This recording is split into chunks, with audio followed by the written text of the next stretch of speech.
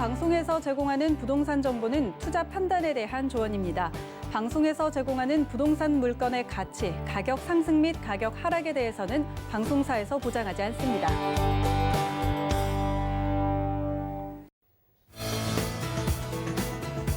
안녕하세요. 재테크 매거진 부동산이 답이다 진행의 강준입니다. 어느덧 한 해를 마무리해야 될 시기가 왔습니다. 2020년 여러분들 어떠셨나요? 부동산에 좀 관심이 많으셨던 분들은 피로감이 좀 컸던 한 해가 되지 않았을까 싶습니다. 그래서 오늘 저희 재테크 매거진에서는요. 2020년 한 해 이 부동산 시장 한번 돌아보고 내년도 시장도 한번 전망해 볼 테니까요. 끝까지 저희와 함께 해주시기 바라겠습니다. 방송 보시다가 궁금하신 점은 언제든지 전화 주시면 되는데요. 02-3153-2594번 활짝 열려 있고요. 그리고 유튜브 실시간으로도 중계하고 있습니다. 검색창에 서울경제TV 검색해 주시면 실시간 스트리밍 있으니까요. 클릭하셔서 시청하시다가 궁금하신 점 댓글로 지금 바로 남겨주시기 바라겠습니다. 그리고 저희 방송에서 제공하는 정보는 전문가들의 조언일 뿐 해당 부동산의 가치와 수익률을 보장하지 않습니다. 그럼 저희는 최근 이슈 바로 만나보시죠. 첫 번째 커버 스토리입니다. 내년 1월부터 주택 양도소득세의 최고 세율이 45%로 3%포인트 오릅니다. 종합부동산세 세율도 최대 2.8%포인트 인상해 다주택자의 투자 수요를 억제할 전망입니다. 그리고 신혼부부나 생애 최초 특별공급 소득 기준은 완화돼 청약의 기회가 커지는 등 2021년에는 다양한 부동산 제도 변화가 있을 것으로 예상되고 있습니다. 다음 소식입니다. 서울시 공공임대주택에 거주하는 4인 가구의 절반가량은 최저 주거 기준에도 못 미치는 좁은 집에서 살고 있는 것으로 나타났습니다. 면적 기준으로 보면 민간 임대주택 대비 60% 수준이라고 하는데요. 시장에서는 민간 주택 시장에 대한 규제를 풀어 임대 수요를 분산하도록 해야 한다고 지적하고 있다는 소식입니다. 마지막입니다. 올해 전국 부동산 경매 낙찰가율이 2.8%포인트 올라 3년 만에 반등했습니다. 아파트 낙찰가율이 95.2%로 역대 최고치를 기록한 만큼 인기가 많았다고 하는데요. 특히나 관련 통계 집계를 시작한 2001년 이후 전국 아파트의 경매 낙찰가율은 가장 높은 수치를 보여 주목을 받고 있습니다.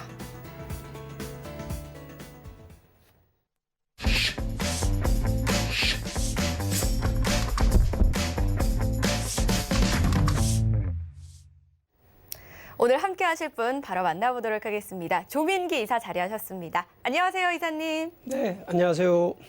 네, 반갑습니다. 저희 오늘도 한번 힘차게 열어볼게요. 자, 강의 가장 먼저 한번 들어볼 텐데요. 올 한 해 이 부동산 대책들 정말 많이 쏟아져 나왔습니다. 자, 어떻게 좀 정리를 해보면 좋을지 굉장히 궁금한데요. 2020년 한 해도 정리해보고 내년 부동산 시장도 한번 전망해보도록 하겠습니다, 이사님. 네, 자, 2020년 이 경자년이 이제 불과 며칠 안 남았습니다. 지나가는 시간. 자, 내년 2021년 이제 신축년이 뭐 좀 더 밝은 해가 돼야 되는데, 자, 그런 의미에서 이 금년 2020년도에 부동산 한번 총정리를 한번 해드릴 거고요.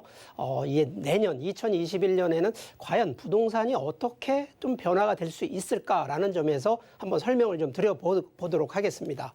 자, 일단 금년도 2020년도를 한 세 가지 측면으로 한번 정리를 좀 해드리면, 자, 일단 정부의 정책이 이 공급보다는 이 수요 억제 정책을 강화했다라는 점이거든요.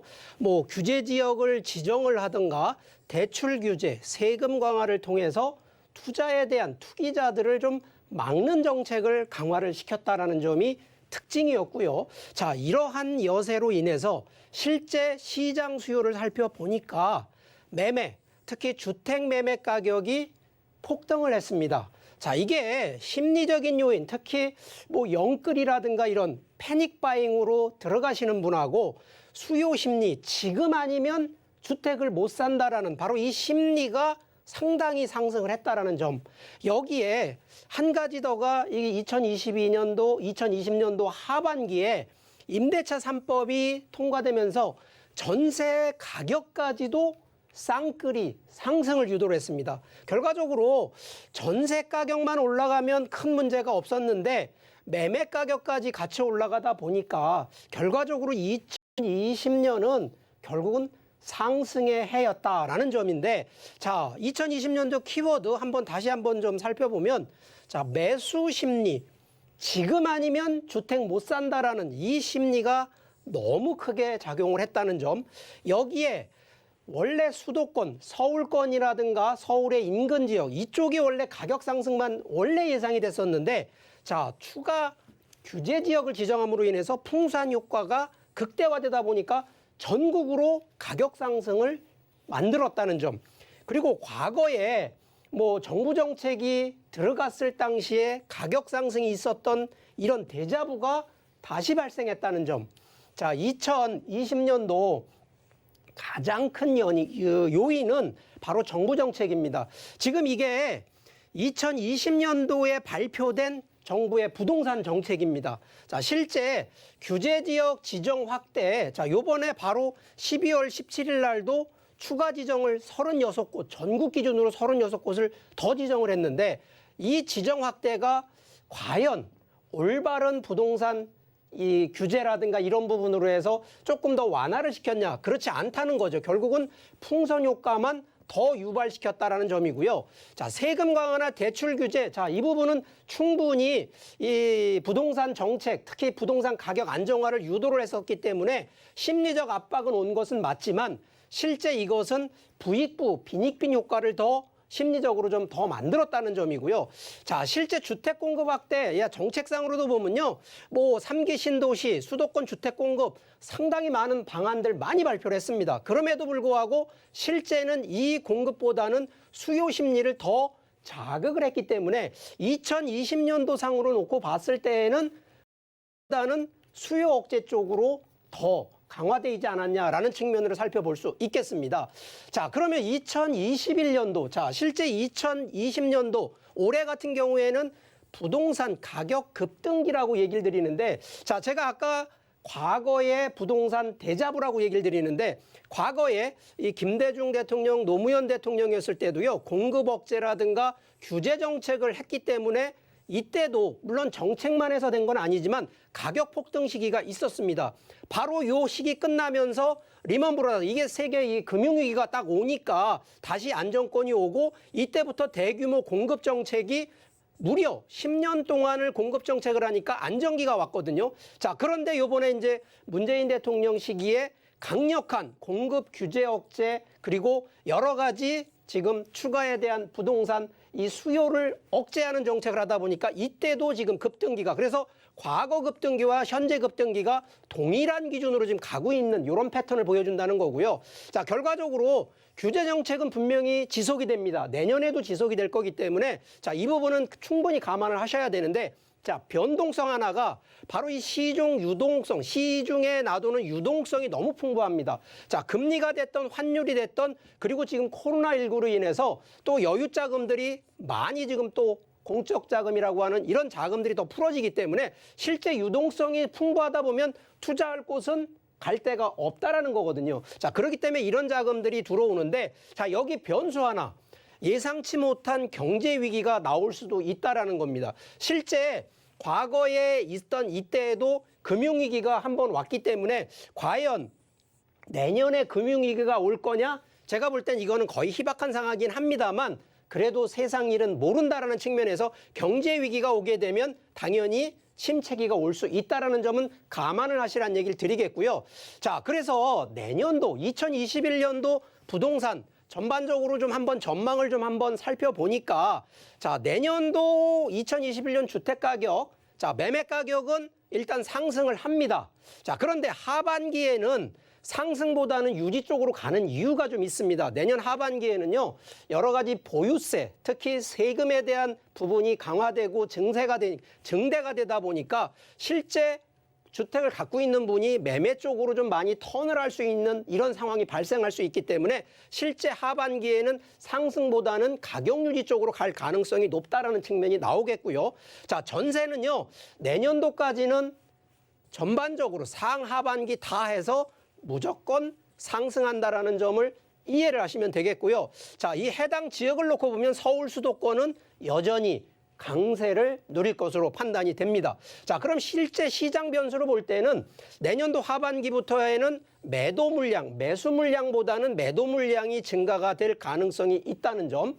여기에 주택 공급, 지금 정부에서 상당히 주택 공급에 대한 거를 신경을 좀 씁니다. 이번에 국토교통부 장관도 이제 교체가 되면서 주택 공급 정책으로 턴을 하는 쪽으로 가기 때문에 자, 이런 부분이라 그러면 수요보다는 공급량을 더 늘리겠다는 정책이니까 충분히 좀 시장을 좀 잡을 수 있지 않겠냐라는 측면도 살펴볼 수 있는데 자, 이게 변수입니다. 이 유동성. 결국은 시중에 자금이 너무 많다 보니까 이 자금들이 결국은 부동산 쪽에 계속 머무를 수밖에 없는 이런 상황들이 좀 올 수 있다라는 거고요. 자, 그렇다면 내년에 우리 부동산 투자가 됐던 또 보유하시는 분들 어떻게 대응을 해야 되느냐? 실제는 포트폴리오를 좀 하셔야 됩니다. 이 단순하게 사고 팔고 해서 차익을 보는 이 전략이 아니라 전반적으로 이 부동산 자산 관리라고 하는 포트폴리오로 검토를 하셔야 된다는 얘기를 드리고요. 자, 가능하시면 이제 주택은요, 실거주 우선 쪽으로 좀 고려를 하시고 1주택 쪽으로 컨셉을 잡으셔야지만이 여러 가지 세금이라든가 대출 규제에서 벗어날 수 있다는 점도 감안하시고요. 자, 지역. 물론 거주하는 곳이 저 지방일 수도 있겠습니다만 가능하시면 돈이 되는 것은 충분히 양극화가 되기 때문에 가능하시면 가격이 상승되는 지역, 이런 쪽으로 좀 더 적극적으로 검토해야 할 시기라는 점. 그래서 내년에는 좀 더 머리가 복잡할 일은 없습니다만 충분히 상승에 대한 여력이 남아있기 때문에 충분히 이런 점을 고려하셔서 대응하신다 그러면 절대 실수하지 않는 부동산 전략을 가지실 수 있다는 점 설명드리겠습니다. 네, 올 한 해 정리를 좀 간략하게 해봤습니다. 규제 지역 확대로 인한 풍선 효과 또는 심리적 압박, 그리고 수요 심리 자극 등이 있었는데요. 하지만 이제 내년에는요, 이런 정책들이 시행이 되기도 하고요. 세금이 또 강화가 된다고 하니까요. 좀 안정적인 부동산 시장을 좀 기대해봐도 되지 않을까라는 생각 해봅니다. 저희 방송 보시다 궁금하신 부분 있으시다면요. 언제든지 전화 주시면 됩니다. 02-3153-2594번 활짝 열려 있으니까요. 많이 연락 주시기 바라겠습니다. 이번 순서는요, 저희가 재테크 팁 얻어볼 시간인데요. 바로 부동산 재테크 리포트 시간입니다. 화면을 통해 바로 만나보시죠. 네, 오늘의 부동산 투자 사례입니다. 서울 서대문구에 거주하고 계시는 50대 자영업자신데요. 오늘 사례는 특별히 경매 투자와 관련된 내용입니다. 2018년 대지 보유분이 150.7제곱미터인 단독주택을 낙찰받으셨고 낙찰가는 11억 5,700만 원입니다. 전문가와 함께 어떤 결과가 있었는지 이야기 나눠보도록 하겠습니다.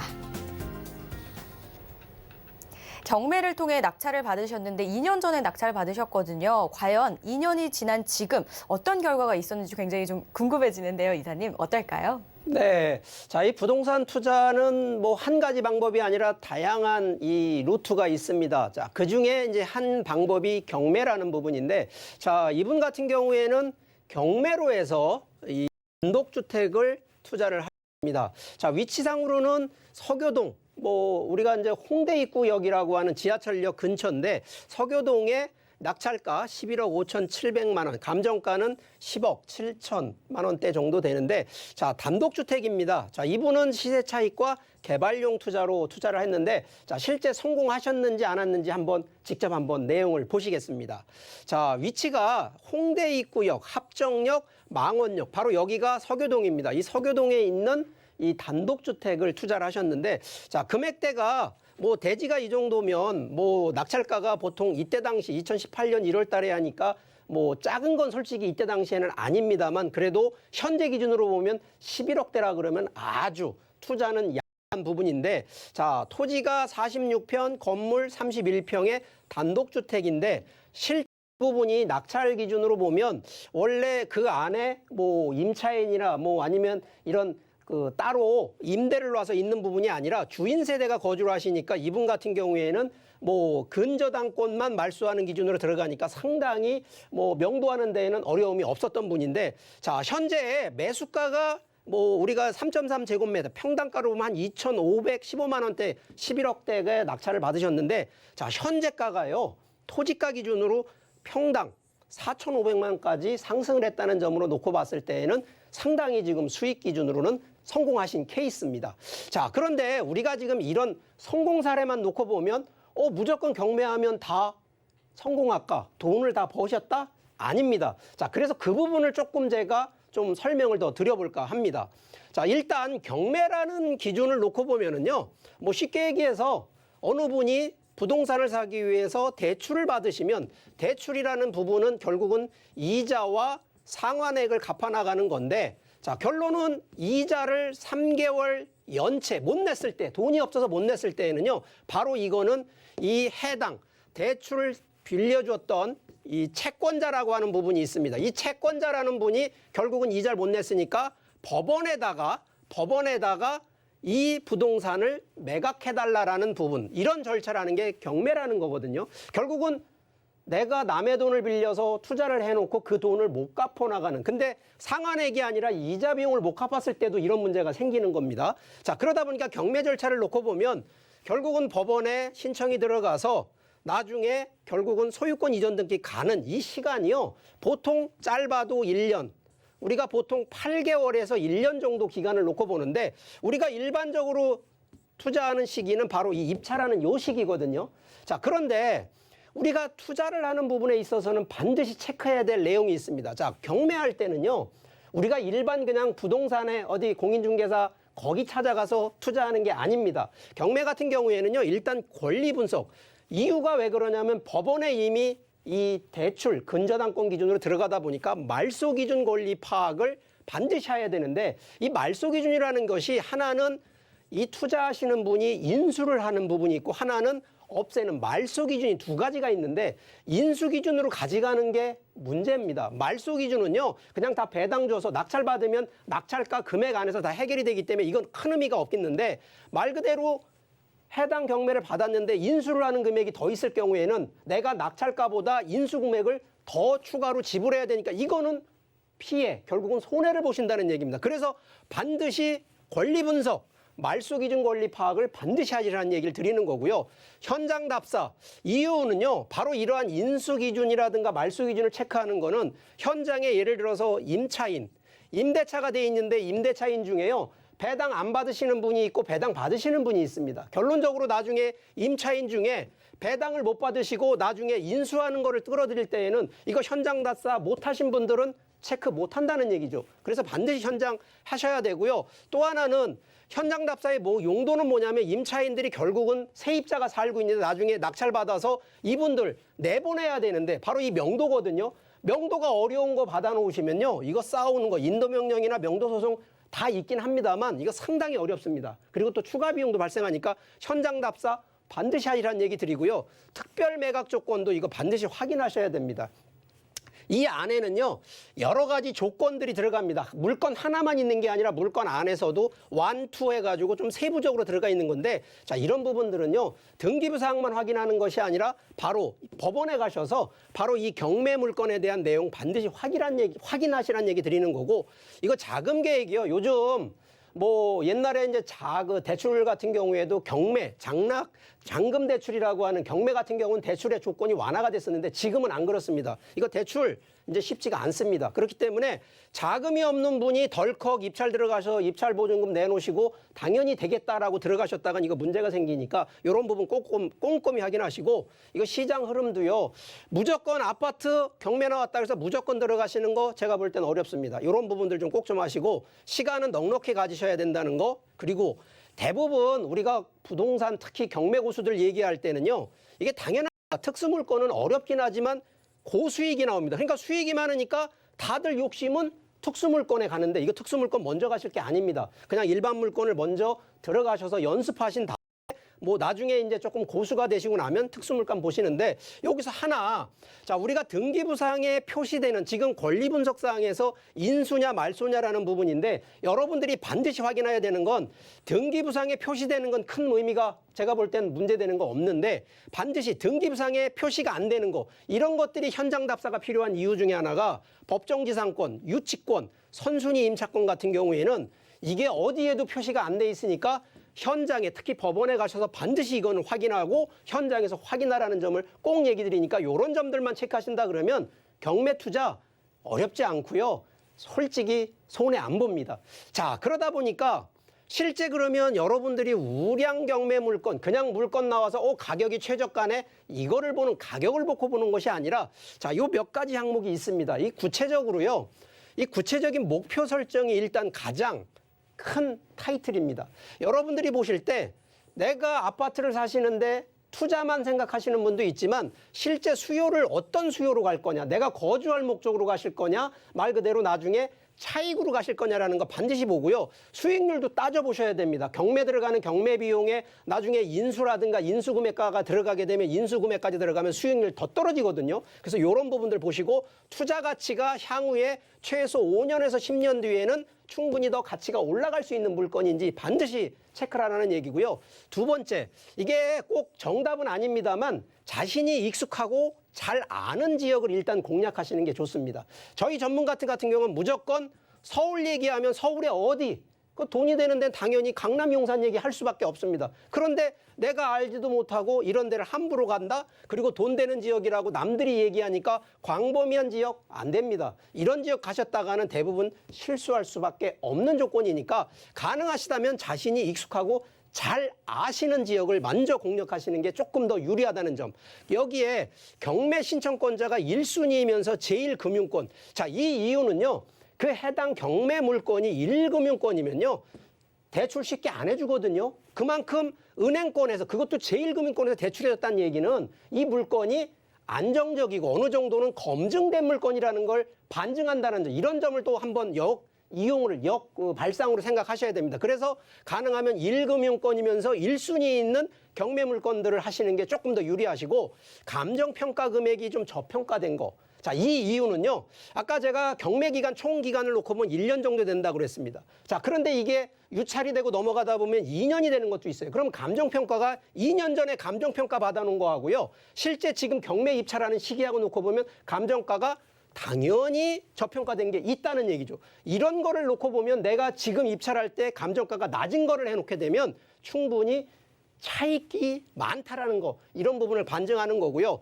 당연히 등기부상, 부동산 등기부상에 채무 설정액 많은 것도 것이고, 채권액 중에 감정가 이게 많은 거. 이 이유는요, 여러 가지만 경매가 분명히 경매로 나왔는데 이 해당되는 채권자가 경매 취소하는 경우가 있어요. 이러면은 낙찰 받아도요, 이거 아무 의미가 없습니다. 그래서 이런 부분들 보시고, 임차인 보증금도 많은 거. 이유는 나중에 보증금을 다시 놓으실 때 회수율도 높고 또 낙찰로 소멸되는 권리 여부, 이런 부분들로 인해서 충분히 내가 손실률이 아니라 이익률이 더 많이 발생하는 부분이기 때문에 이런 부분들 좀 잘 감안하신다 그러면 여러 가지 어려운 점도 있습니다만 충분히 경매 물건들 잘만 보면 실제 우량한 물건들 찾을 수 있다는 점 강조드리겠습니다. 경매라고 해서 단순히 낙찰만 받는 게 아니라 정말 따져봐야 될 사항들이 굉장히 많은 것 같습니다. 체크 사항들 꼼꼼하게 따져보시고 신중하게 접근하시는 거 잊지 마시길 바랄게요. 이럴 때 또 전문가의 도움 필요하시잖아요. 저희 문자와 전화 상담 열려 있으니까 안내해드리겠습니다. 네, 재테크 전화 문자 상담인데요. 부동산에 관련된 고민 무엇이든 물어보셔도 좋습니다. 화면을 통해 나가고 있는 번호로 언제든지 연락 주시기 바라겠습니다. 저희 이번에는 현장으로 한번 뛰어가 볼게요. 첫 번째 지역 바로 만나보시죠. 서울시 용산구 효창동에 위치한 다세대 주택입니다. 6호선과 경의중앙선 효창공원암역 인근에 있고요. 시세는 4억 4,500만 원에서 4억 5,500만 원으로 형성되어 있습니다. 첫 번째 현장 저희 서울의 중심으로 한번 가보도록 하겠습니다. 바로 용산구 효창동에 위치한 다세대 주택이라고 하는데요. 자세한 이야기 한번 들어보도록 할까요, 이사님? 네, 자, 첫 번째 현장, 집중해야 될 현장은 바로 용산 효창동입니다. 자, 이거는요, 아직 준공이 안 됐습니다. 요번 2021년도 한 4월경에 입주가 되는 부분이라 지금 이제 분양이다라고 보시면 되겠고요. 자, 위치상으로는 6호선과 경의중앙선, 바로 효창공원역 바로 초역세권 1분 거리에 위치를 하고 있는 부분인데, 이 지도를 좀 보면서 추가 설명을 드려보겠습니다. 자, 여기가 전체 용산입니다. 용산인데 여기 바로 효창동이라는 것이 용산역에서 바로 위쪽입니다. 그래서 요 해당되는 곳에 있는데, 용산이라는 동네가 뭐 용산 민족공원, 한남 뉴타운, 여기 서울역을 해서 남산, 그리고 바로 여기 용산역의 국제업무지구 이 개발들 일어나고 있는 부분. 그래서 상당히 개발 지역으로 놓고 보면 서울에서 가장 핫한 동네다라는 점을 1차적으로 설명이 되겠고요. 자, 2차적인 거는 지금 서울의 3대 도심하면 강남, 바로 여기 용산 포함한 중구, 그리고 바로 영등포 여의도입니다. 바로 이 트라이앵글이 서울의 가장 핵심, 향후의 미래 가치가 있는 곳인데 그 안에서도 용산역 바로 뒤에 효창역의 위치를 좀 하고 있다라는 점, 이게 첫 번째 입지적인 장점이 된다라는 점이고요.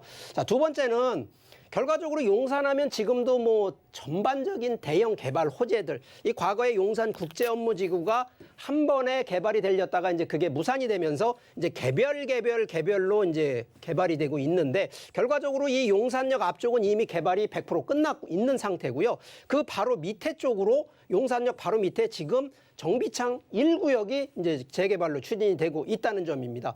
자, 그러면 결과적으로 용산역 자체가 여기만 개발된다 그러면 아마 개발 계획은 끝나는데 이게 점점 확산이 되고 있다는 거죠. 그 이유는 바로 여기 서울역을 중심으로 한강대로를 따라서 여기 후암동, 서계동, 우리가 지금 효창동하고 이런 쪽이 지금 점점점 개발이 되고 있는 과정. 그러면 결과적으로 확산이 되기 때문에 미래의 개발 효과 충분히 난다는 얘기를 드리고요.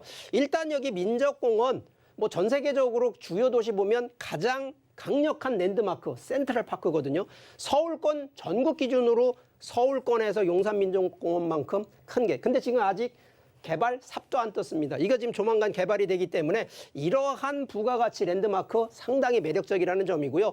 여기 서울역이 또 대형 이 국제, 결국은 국제라는 표현보다는 이 통합 교통 역사 기준으로 6개 역 이상이 KTX, GTX, 각종 호선, 지하철 노선들이 다 들어가기 때문에 이런 부분을 놓고 보면 결국은 인구가 더 증가될 수 있는 그런 지역 중에 한 곳이라는 점 강조드리겠습니다. 지도로 입지 만나보니까요. 이 핵심 업무지구에 둘러싸여 있는 거 알 수 있었고 또 이걸 중심으로 해서 계속해서 개발이 이루어진다라는 부분 알 수 있었습니다. 자, 그렇다면 이 지역 재테크 전략은 좀 어떻게 세워보면 좋을까요? 네. 자, 이 현장은요. 지금 방 2개 투룸 기준입니다.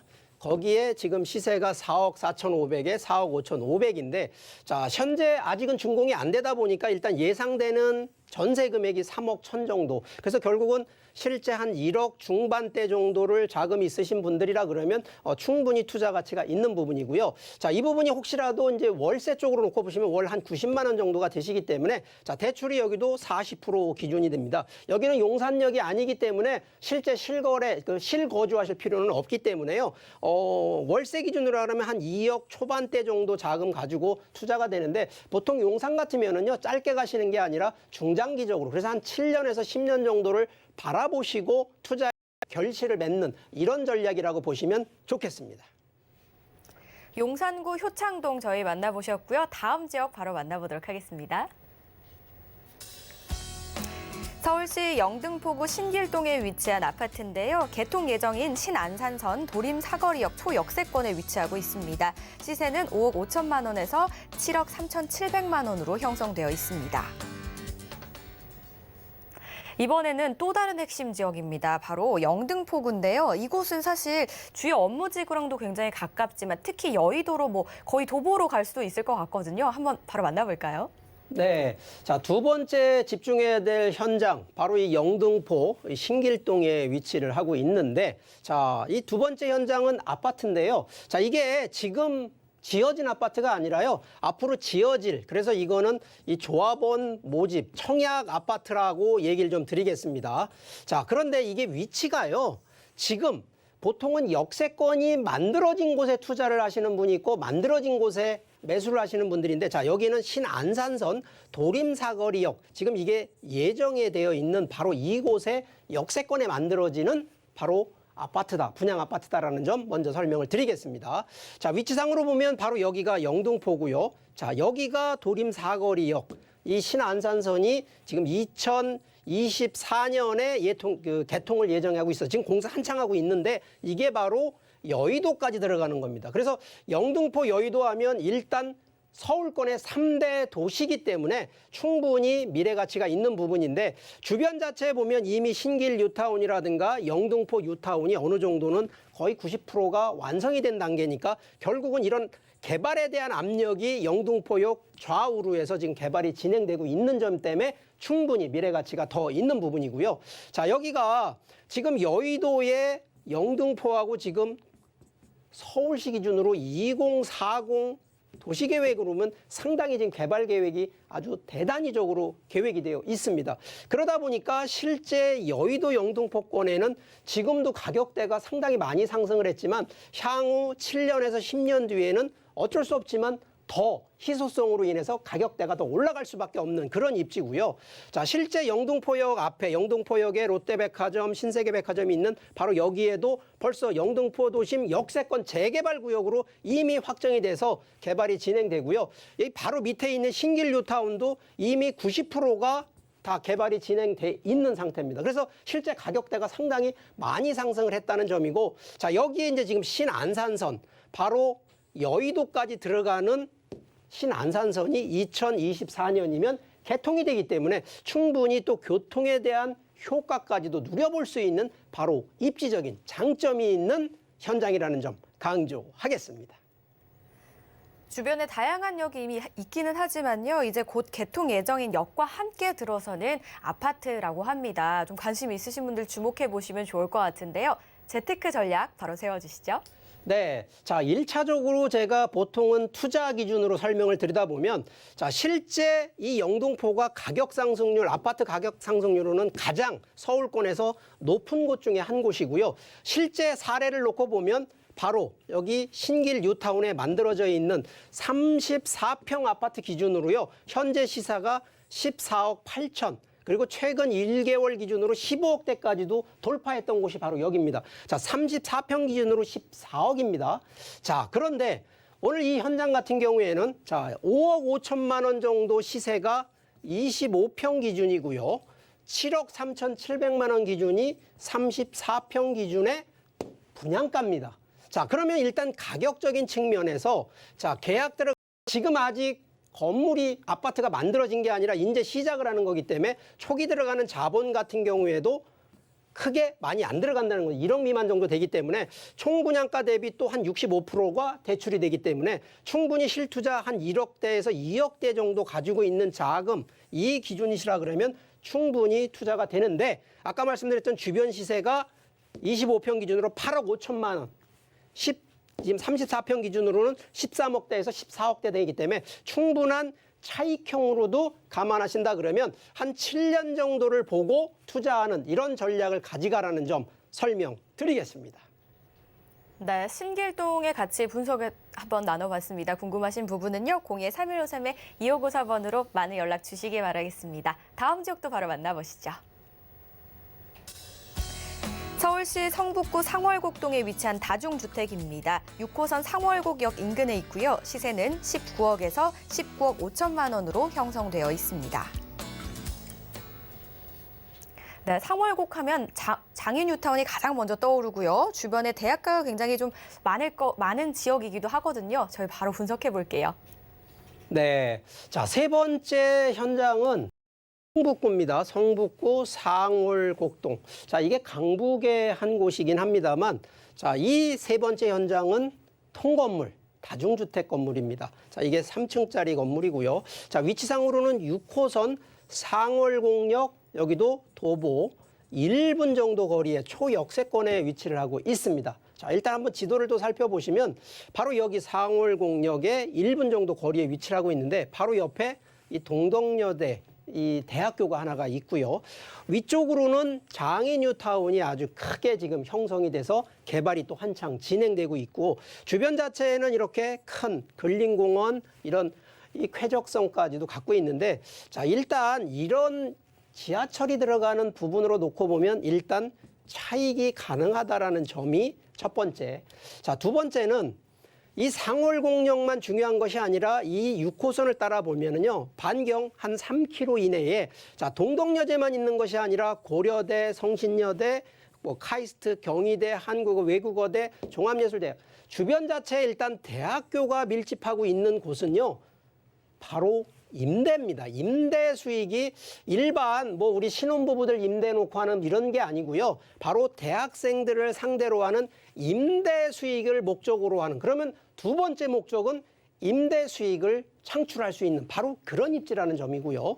자, 여기에 지금 주변 바로 이 동덕여대 옆쪽으로요. 이 전체로 놓고 보면 장이 뉴타운이라고 해서 강북권에서는 1순위입니다. 제일 크게 하는 뉴타운인데 이게 지금 총 15개 구역까지 이 세팅이 돼 있는데 여기에 이미 1구역부터 해가지고 6구역까지는 이미 완료가 됐고요. 나머지 2구역을 지금 추진하고 있는데 자, 일부는 해제가 된 데도 있고요. 이유는 실제는 개발을 해야 되는데 개발이 아니라 각계 개별 개발로 넘어가는 이런 쪽으로 지금 해놨기 때문에 충분히 이 구역이 전체적으로 변화를 줄 수 있는 구역이기 때문에 미래 가치 있다는 점을 설명드리고 바로 인근에요. 뭐 고려대부터 해서 카이스트 이런 데다 보니까 자, 내년 2021년도는 현재 정부가 이 뉴딜 정책이라는 것에 상당히 자금을 쏟는데 바로 그 중에 하나가 홍릉 바이오 클러스터입니다.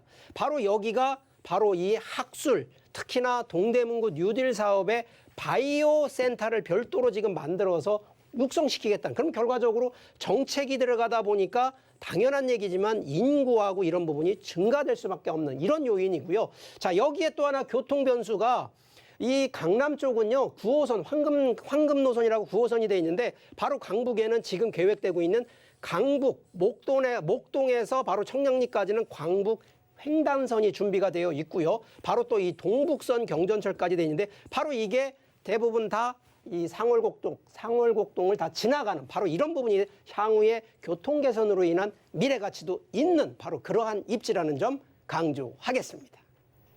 네, 강북권의 이제 가장 큰 규모인 뉴타운 바로 옆에 인접해 있고요. 그리고 저희가 오늘 지금까지 3곳 지역 만나보셨는데요. 전부 다 초록색권입니다. 1분이라 그러면요, 뭐 거의 걸어가면 엎어지면 코 닿을 곳이 아닐까라는 생각이 들었습니다. 이런 부분 꼼꼼하게 살펴보시고요. 재테크 전략 바로 세워주시죠. 네, 자, 이 현장은 3층짜리 건물입니다. 뭐 금액 기준으로는 19억에서 19억 5천만 원 정도 되는데 자, 요즘 같아서는 혹시라도 이게 다중주택이니까 주택수에 많은 거 아닙니다. 이건 무조건 1주택이기 때문에 1주택 기준으로 가시가고요. 현재 월세가 보증금 3,400에 약 한 800만 원대 정도 월세를 좀 받고 있는 부분이기 때문에 자, 이게 요즘 뭐 코로나 때문에 상가 임대라든가 이런 거라 그러면 상당히 다운이 될 텐데 이거 아직까지는 임대 충분히 1인 기준으로 임대를 놓는 거니까 문제가 없고요. 대출 한 7억 정도 되시니까 자금, 내 자금 한 8억대에서 9억대 갖고 있는 분들이라 그러면 충분히 투자가 되는데 자, 이거는요, 전략이 기본적으로 한 10년 정도를 보고 계시는데 보통 한 5년 정도 뒤에는요, 초역세권이기 때문에 지금 이 주택을요, 무엇으로 박냐? 근생으로 변환을 하셔서 자, 이거는 근생 건물로 바꾸는 목적을 하시고 근생 건물 바꾸셔서 10년 뒤에 매도를 하신다 그러면 지금 들어가신 투자 자금 대비 상당한 수익이 좀 나올 수 있는 그러한 변화가 있는 이 현장이라는 점 강조드리겠습니다. 네, 저희 성북구 상월곡동에 대해서 시세 분석까지 모두 맞춰봤습니다. 뭐 입지와 개발 호재 그리고 재테크 전략까지 이렇게 좀 순차적으로 계획을 세워드렸는데요. 더 궁금하신 사항이 분명히 있으실 것 같아요. 그럴 때는요, 주저마시고 저희한테 전화 주시면 됩니다. 02-3153-2593번 활짝 열려 있으니까요. 언제든지 연락 주시기 바라겠습니다. 그리고 저희 재테크 매거진에서 제공하는 정보는 투자 판단에 대한 조언일 뿐 해당 부동산의 가치와 수익률을 보장하지 않는다는 점까지 기억해 주시기 바랄게요. 다음 지역도 바로 만나보겠습니다. 인천시 부평구 부평동에 위치한 통건물입니다. 경인선 1호선, 인천 2호선, 부평역 인근에 위치해 있고요. 시세는 19억에서 20억 원으로 형성되어 있습니다. 네, 저희 계속해서 서울 쭉 이제 돌았으니까 옆으로 살짝 가서 인천으로 한번 가볼게요. 부평에 위치한 통건물이라고 하는데요. 사실 부평 하면은 우리나라에서 손꼽히는 정말 대형 상권 중에 하나잖아요. 그 인근에 위치한 통건물인 것 같거든요. 좀 주목해 보시면 좋을 것 같은데 특히나 GTX-도 B노선 때문에 많은 분들이 관심 있으실 것 같아요. 어떻게 분석해 볼 수 있을까요? 네. 자, 오늘의 마지막으로 집중해야 될 바로 현장, 이 인천입니다. 부평구 부평동인데, 자, 여기는 바로 역세권입니다. 부평역 대형 상권이 일어나는 부평역 바로 인근인데, 자, 여기 이 현장은 통건물인데 이게 지금 9층짜리 근생 건물로 되어 있는 부분인데, 자, 위치가 경인선 1호선과 인천 2호선 부평역에, 자, 여기는요, 도보 2분 정도 위치를 하고 있다는 점을 설명을 드리면서, 자, 지도를 좀 보여드리겠습니다. 자, 여기가 부평역입니다. 부평역 앞쪽으로는요, 여기 다 일반 상업지역으로 돼서 대형 상권지로 백화점부터 해서 마트, 상권들이 아주 즐비한 곳이 바로 전면 쪽인데, 바로 이 뒤쪽으로는 초등학교니 중학교니 성모병원이니, 자, 여기는 좀 약간 주거지역 쪽 위주로 되어 있는데 바로 이쪽 공원 쪽에 바로 위치를 좀 하고 있는데, 자, 여기 같은 경우에는 교통의 역세권. 자, 근데 교통이 하나만 들어오는 것이 아니라 향후에 좀 더 들어올, 그래서 여기는 트리플 역세권이라는 점을 설명드리고, 학군, 병원, 쇼핑을 총망라할 수 있는 곳이라는 점.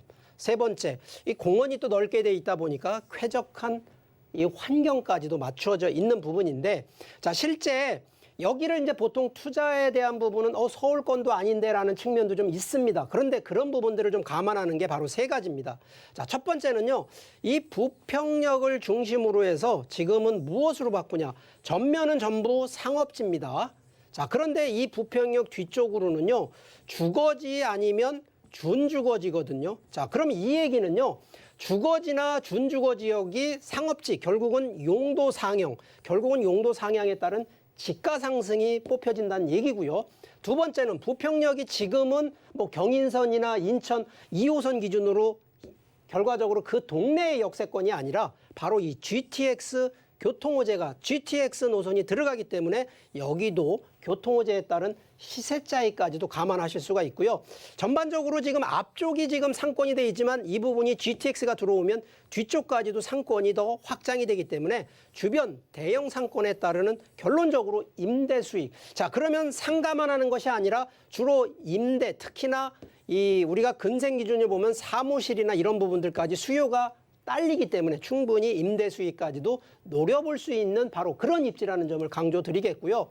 실제 지금 GTX B 노선이 바로 이 부평역, 이게 지금 확정이 돼 가지고요, 부평역에 들어갈 계획을 하고 있습니다. 그렇기 때문에 충분히 미래의 미래 가치까지도 노려보는 부분이고, 자, 여기 부평 안에는요, 서울 용산만 미군기지 반환 아닙니다. 여기도요, 이 상당히 넓은 면적을 지금 여기 부평 캠프마켓이라고 하는 바로 이곳이 미군기지 반환에 따라서 개발이, 여기도 이 동네가 개발이 다 됩니다. 그러면 실제 땅이 부족한 곳에서는 바로 이렇게 반환이 되니까 더 개발에 대한 여력이 더 강화된다라는 점까지 강조를 드리겠고요.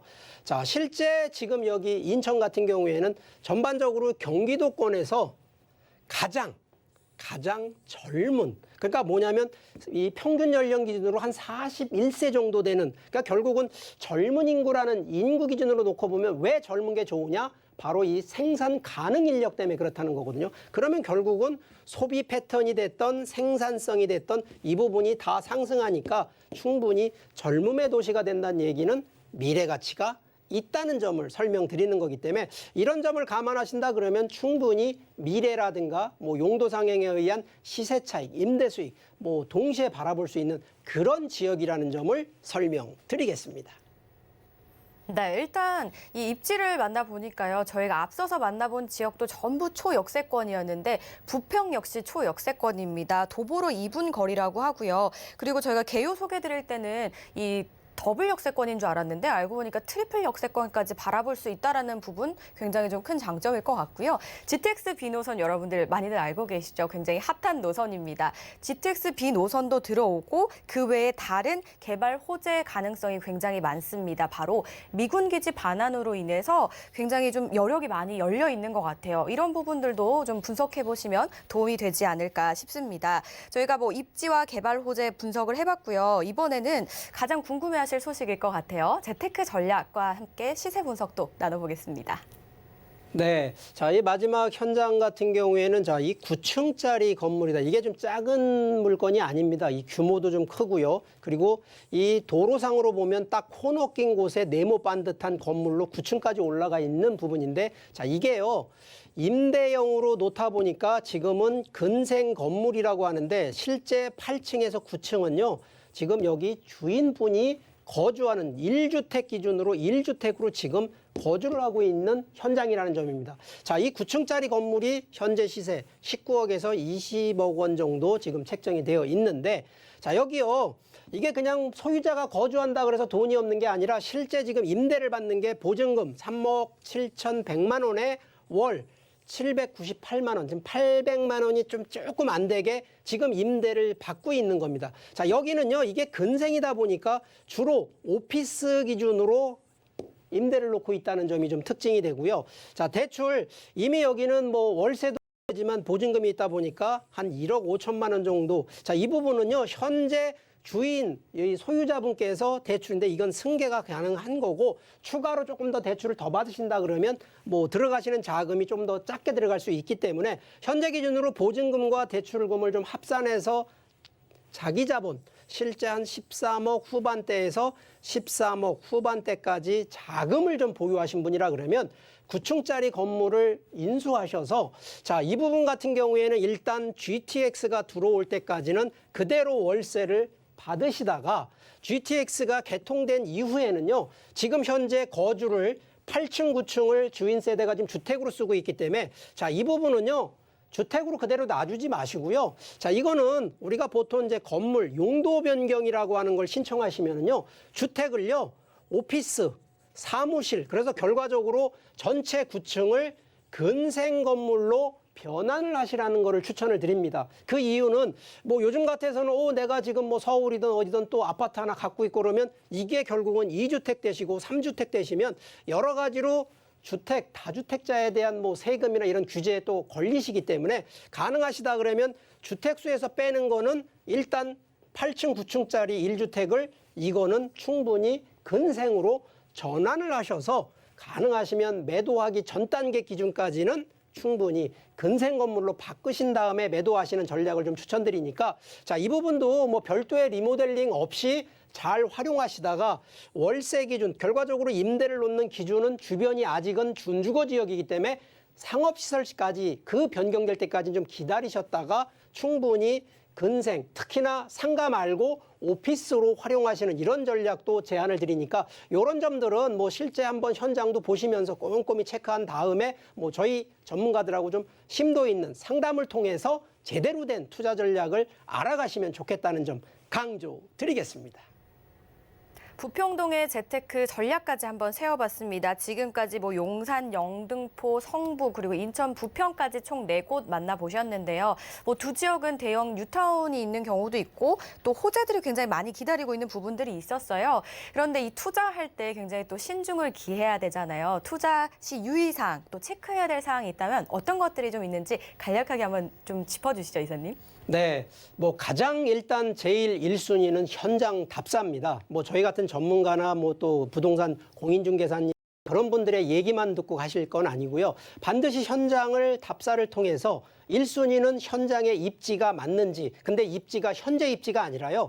미래에 바뀌어질 미래 입지를 체크하는 게 1순위로 가장 중요하고요. 두 번째는 이 공부서류라 그래서 이 부동산 등기부라든가 또 건축물 대장 이런 부분도 반드시 확인을 꼭 하셔야 됩니다.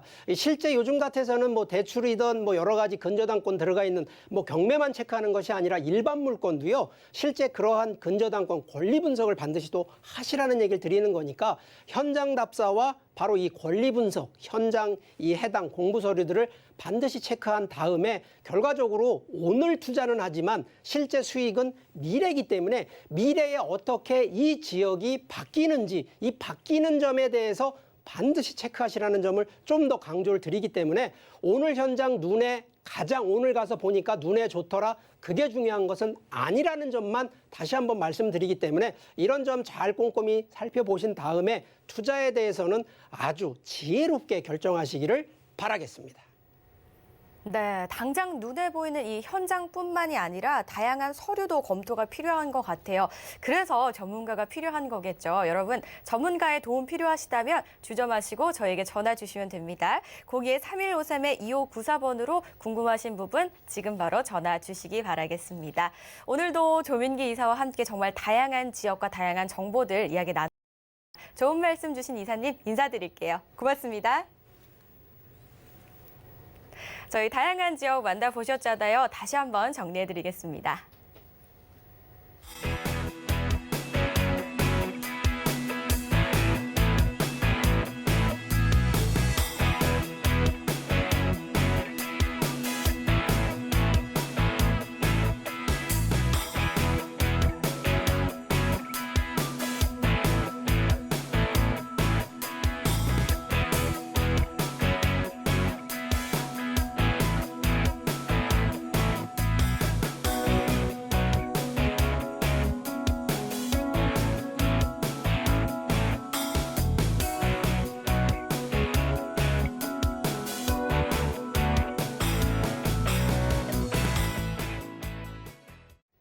저희 방송에서 제공하는 정보는 투자 판단에 대한 조언일 뿐 해당 부동산의 가치와 수익률을 보장하지 않습니다. 방송 끝난 이후에도 다시 보기 언제든지 가능하십니다. 서울경제TV 홈페이지와 네이버 TV에서 시청 가능하시고요. 전화 상담도 열려 있으니까 많은 연락 주시기 바라겠습니다. 저희가 준비한 소식은 여기까지입니다. 자, 이제 어느덧 2020년을 마무리해야 될 때가 왔습니다. 내년 한 해도 행복한 한 해 되시길 바라겠습니다. 시청해주신 여러분 고맙습니다.